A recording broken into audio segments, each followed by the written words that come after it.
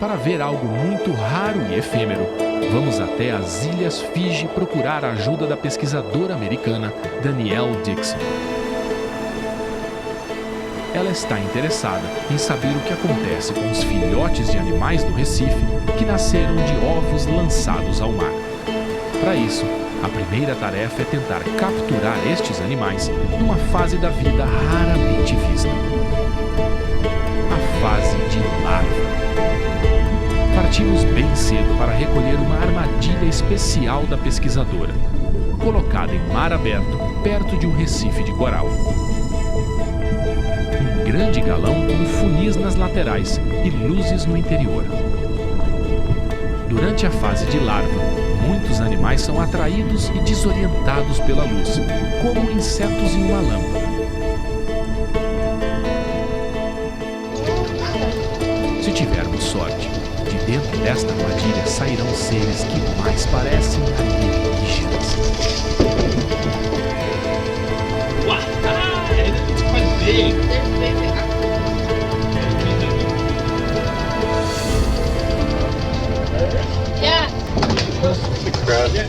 Em laboratório, finalmente temos a visão de larvas de animais dos recifes.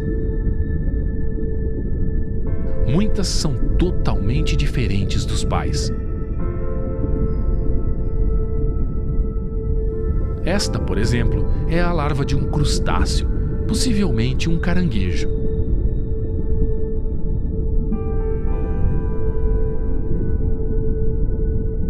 Assim como esta, que parece feita de cristal.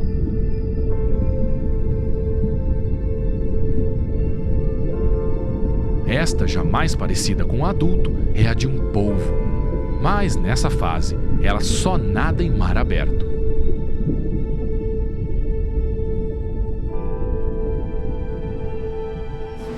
Alguns pequenos peixes mal parecem seus pais.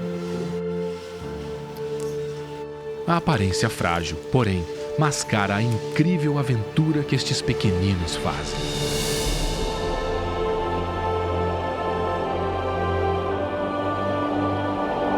Alguns destes animais passaram semanas em mar aberto, com profundidades de milhares de metros, ou até enfrentaram tormentas. Esta é a fase em que os seres do Recife ganham a possibilidade de ir para longe e colonizarem novas regiões. Olhando estas larvas assim, tão pequeninas, os pesquisadores logo imaginaram que elas tinham pouca escolha de onde ir. Isso por causa de como a água dos oceanos se comporta. As correntes marinhas.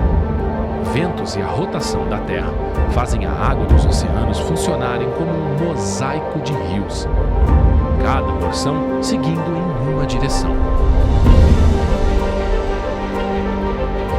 Os cientistas imaginaram, então, que as pequenas larvas seguiriam a mesma direção das correntes, sem ter a capacidade de nadar contra elas. Até, com sorte, encontrarem um recife.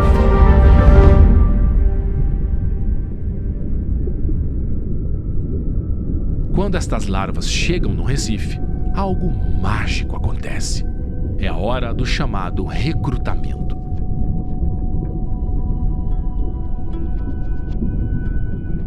Os pequenos seres sentem que é hora de ir para o fundo. Neste momento, eles passam por uma verdadeira metamorfose. Em horas, as células das larvas destroem algumas estruturas de seu corpo e produzem outras. Com a metamorfose completa, elas finalmente se parecem com os peixes invertebrados que conhecemos.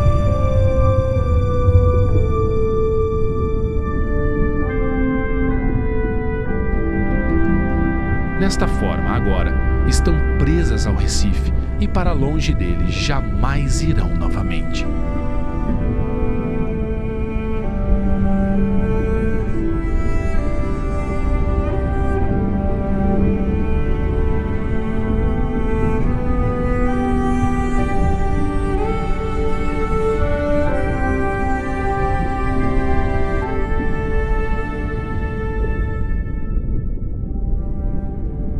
Conhecendo como as larvas se espalham pelo oceano, a gente podia imaginar duas coisas.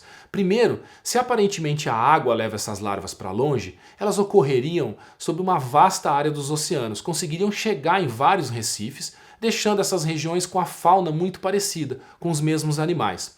Outra coisa que a gente poderia pensar é que as espécies que têm as larvas mais resistentes, aquelas que conseguem ficar mais tempo vivas em mar aberto, chegariam mais longe, ficando assim distribuídas numa área maior do nosso planeta. Por sorte, eu conheço um pesquisador brasileiro que estudou exatamente essas duas perguntas. Fala, Osmar, tudo bom? Prazer em falar com você aí do outro lado do mundo.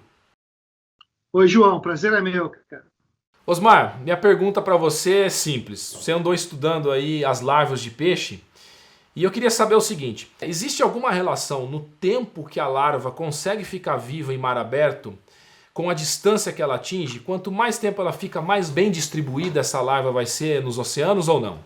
Olha, João, essa era a nossa expectativa, né? De fato, existe uma variação muito grande do tempo que as larvas duram em mar aberto. Algumas larvas ficam menos de uma semana, enquanto outras duram vários meses. Para nossa surpresa, nós não encontramos nenhuma relação entre o tempo que a larva fica no oceano e a distância que ela alcança. Mas nós percebemos que as larvas que duram muito mais tempo, algumas delas têm uma distribuição mais limitada, enquanto algumas que duram poucos dias conseguem chegar em recifes bastante distantes. A nossa conclusão, após realizar esse estudo olhando para 600 espécies diferentes de peixes ao redor do mundo, é que não adianta apenas a larva chegar num novo ambiente. Ela precisa sobreviver nesse recife até ela virar um adulto e fundar uma nova população naquela região.